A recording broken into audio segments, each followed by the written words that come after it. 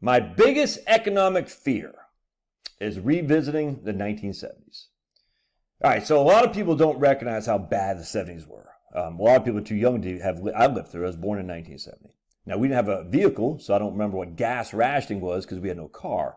But it's easy to look back on a picture and say, man, that sucked. But, man, imagine living through that, dude. And, like, if you had a tag that ended in an odd number, then you could get it on Tuesday, Thursday, and Saturday or something like that. If you had a tag that ended in an even number, you can get it on the other days. You had to wait in line. It's crazy. And it wasn't like a ration card like World War II when we were literally at war. I mean, there was the OPEC and in response to Israel war and whatnot. But still, we weren't at war in terms of like it was World War II. We actually had ration cards. It wasn't like that. And yet we had rationing in the United States in my lifetime. And a lot of people look and say, oh, man, the 70s was freedom. You know, people smoked. You could go in the back of your mom's station wagon, all that stuff. I get that. But, man, it was, economically, it was a challenge. That's a fact. So I've been thinking about this a lot because this is a concern of mine. So a couple of things. Median sales price of homes in the United States. And what I've done, I just did in 5-year increments going back to as far as the Fed data allow us, which is 1963. And so the median 5-year increase in sales, the sale price of a median home, median means 50% have more, 50% has less, grew by 12.18% a year from 1972 to 1977. The median sales price grew by 12% a year. Then the next 5 years, it grew by 7.2. Now that was from 1977 to 1982, and that's when we whipped inflation now, right? No. The next 5 years under Reagan from 82 to 87, it grew by 8.63% a year, the median sales price.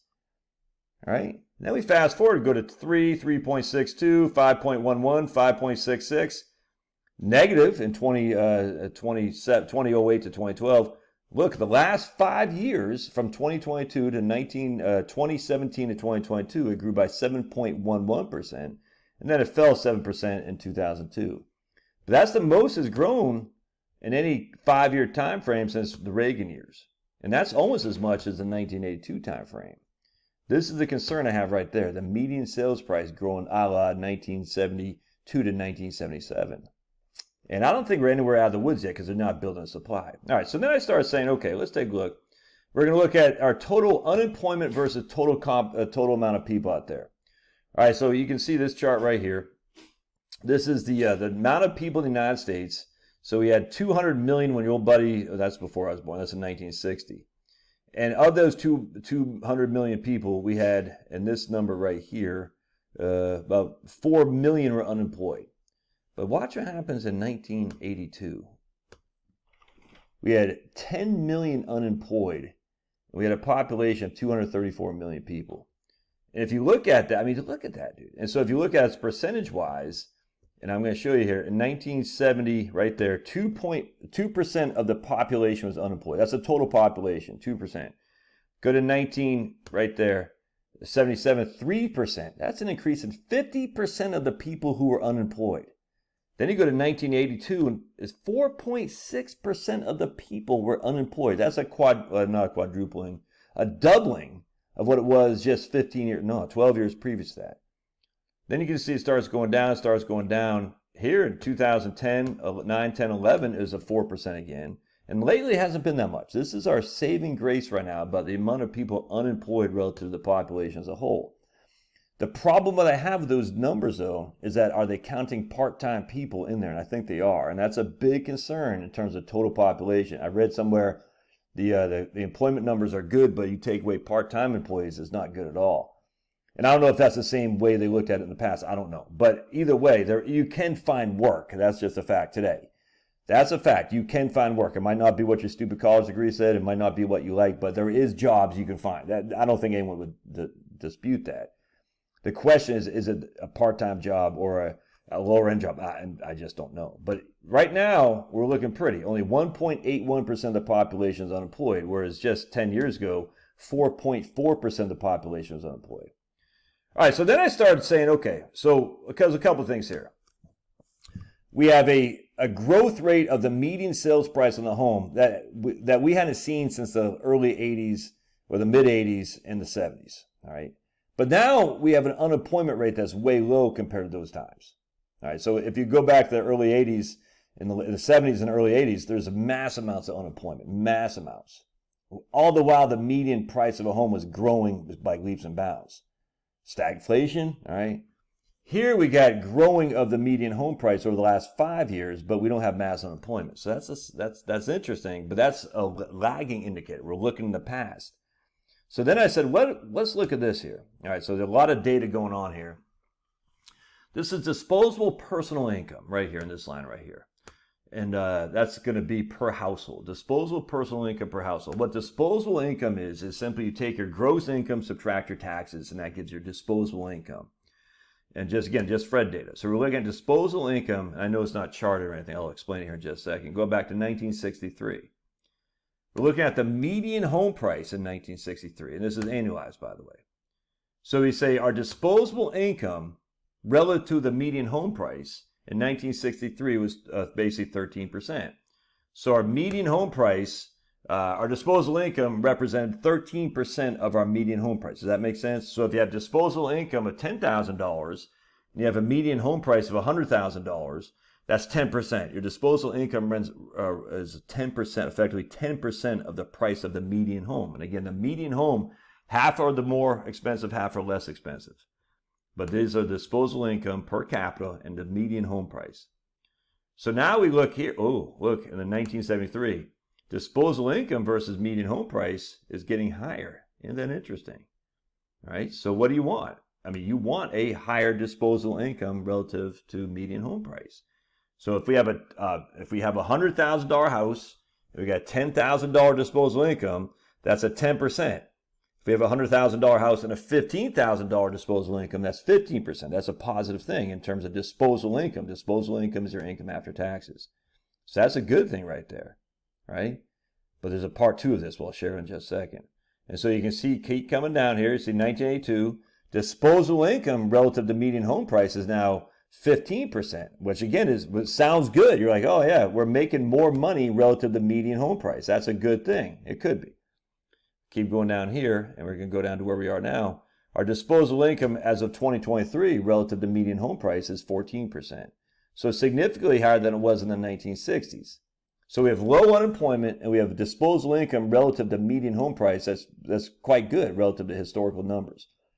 And I think, so there's a lot to be happy for. That's why I'm just trying to show you the 1970s were bad. But my concern is, again, these are looking behind, lagging indicators. They're looking behind. So then we want to look, though, but it's more than this. Because right here, in 1971, our disposable income to median home price was the highest it's ever been, at basically 16%. Disposable income relative to median home price. The facts are our mortgage interest rates are 7.34%. So if we're buying a house, remember, buying a house, about 2/3 of the population are homeowners. And people buying and selling houses has a huge impact on, I'm not going to say economic growth, not necessarily GDP, but on your ability to downsize, your ability to upsize, your ability to freaking, lay your foundation in the neighborhood. It's incredibly important in America to be able to buy and sell a home. So while the disposable income to median home prices, the highest it's ever been, check this out. Our payment versus disposable income here, because interest rates are 7.34, was 4.4%. All right, this is monthly payment. Monthly payment relative to disposable income. So our monthly payment, if we were to buy that median home price, I know there's a lot of numbers, just hang tight. We bought a house for $25,000. We amortize it over 30 years at a 7.54% mortgage interest rate. Our monthly payment is $177. $177 divided by $4,002, which is our disposable income. 4% of our disposable income is being used on a monthly basis.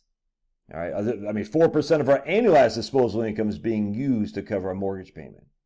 Now, we could easily take this to times 12 to see what it is, but I just want to show you because I just want to keep it simple. So every mortgage payment is 4% of our annual disposable income. And watch what happens. By 1980, it's up to 7% because the interest rates are 13.74. Even though our disposable income relative to median house is still high, almost 14%, the facts are it's costing us more and more of our disposable income to service our debt. Now, that's if we took a mortgage out here at 13.74. Well, the people who are buying your house are the people who are going to be taking that mortgage out. Does that not make sense? So if you're trying to sell your house or buy your house, you're dealing with it not in these mortgage interest rates, back in the 60s. You're dealing with the mortgage rates in the current scenario, which is 13.74. So while disposable income relative to median house is looking good, the amount of money it costs to service the debt relative to our disposable income is at 7%.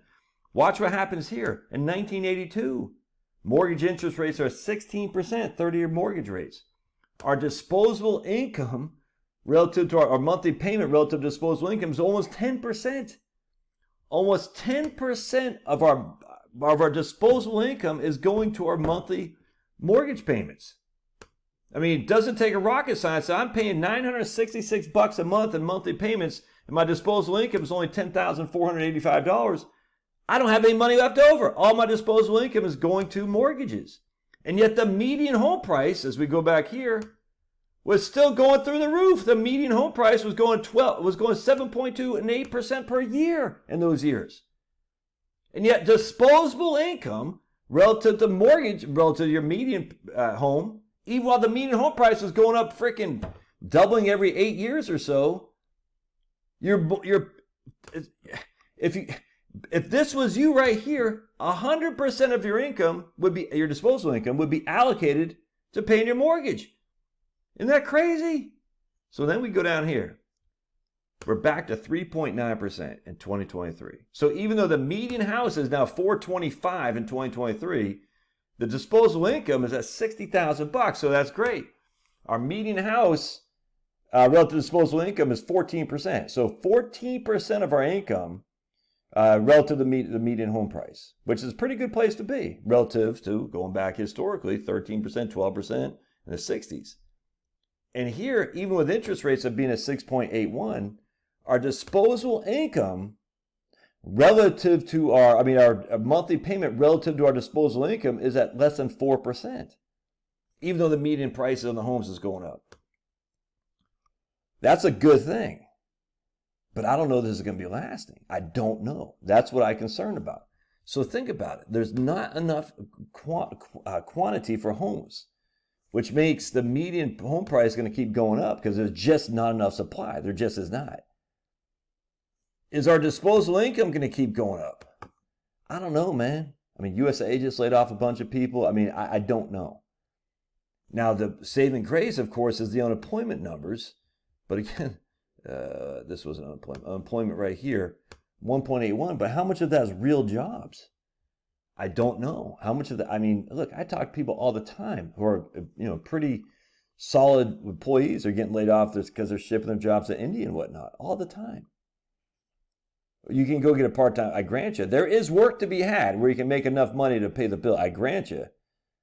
But that's not what we're expecting. We don't expect as a middle-aged man to get laid off and say, well, you can go find a job, freaking digging ditch or something like that. You're like, yeah, I know I can do that. I make $20 an hour, but I'm used to not having to do that. I'm used to working and making $80,000 a year. Now you're going to say I can make $35,000 a year, even though the unemployment number. Sorry about the strobe light there. Just the light went out. Got to change it.